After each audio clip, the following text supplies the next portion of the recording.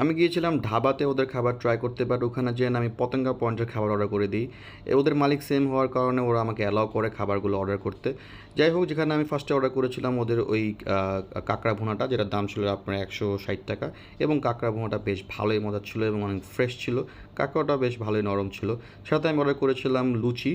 So লুচি দিয়ে না এই গ্রেভিটা দিয়ে খেতে বেশ ভালোই আমার কাছে মজা লাগতেছিল। এই কম্বিনেশনটা বেশ ভালোই মজার। সো এটা যেন আপনারা ট্রাই করে দেখতে পারেন। সাথে আমি অর্ডার করেছিলাম ওদের এই সিঙ্গারাটা।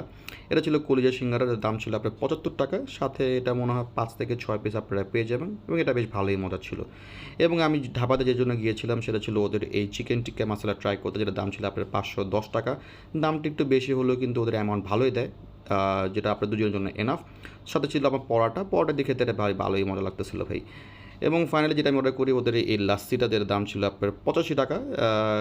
বেশি একটা আহামরি মজা না, বাট স্টিল ভালো। সো ভালো লেগে থাকলে আপনারা যে কিন্তু ট্রাই করে আসতে পারেন।